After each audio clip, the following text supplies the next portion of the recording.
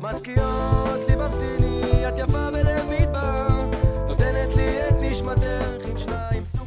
Ouvracha, mes bien chers, que Dieu vous protège. Ce Shabbat, Parashat Toledot, la naissance de Yaakov et de Esav, en fait, qui rentre en fait dans l'histoire juive, et les problèmes commencent, bien entendu. Yaakov, qui est le symbole du peuple d'Israël, Esav, qui est le symbole des peuples qui nous ont énormément poursuivis. Et en fait, le couple symbolique, Yitzhak et Rivka, qui nous montre et donne un exemple extraordinaire, véritablement spécial.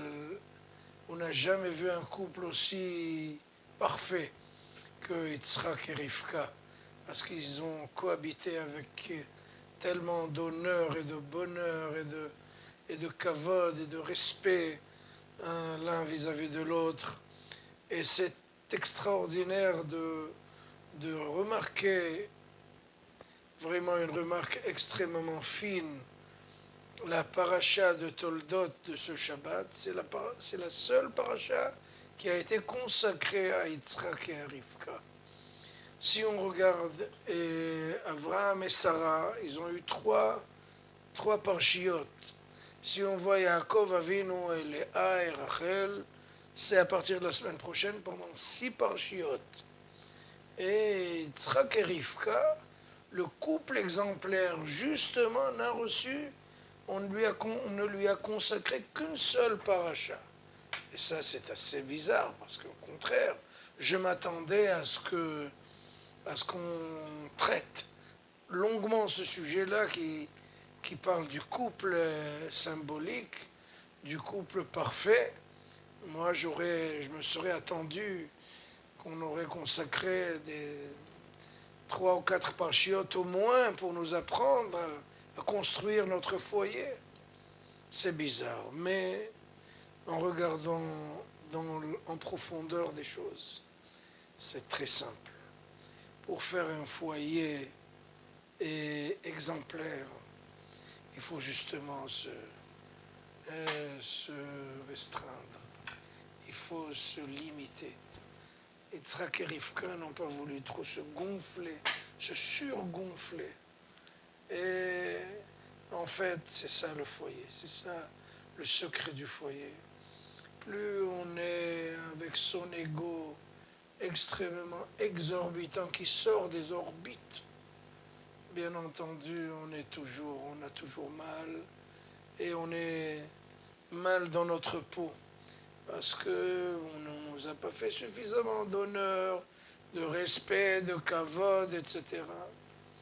Mais Yitzhak et Rivka ont demandé une seule paracha. Pourquoi? Pour nous montrer et nous démontrer que c'est en vivant modestement, en vivant avec moins de fierté et d'orgueil, ça c'est la clé, c'est le mot-clé du couple légendaire, du couple exemplaire. Et Akadosh Baruch Hu nous a montré à travers ce couple-là, parce que pour faire quelque chose de bien, il ne faut pas trop se montrer, c'est moi, et on ne m'a pas suffisamment donné ce que j'attendais, etc. Ma femme ne m'a pas mis la moquette rouge en rentrant à la maison. Écoute, mon cher ami, moins tu te gonfles, mieux tu te sens, et mieux tu te portes. C'est-à-dire que Yitzhak et Rivka étaient tellement modestes, étaient tellement des gens de grande qualité, qui n'ont jamais cherché à grandir au-dessus de leur dimension.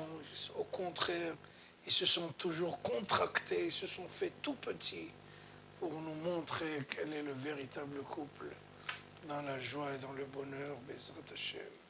Shabbat Shalom, Mevorach.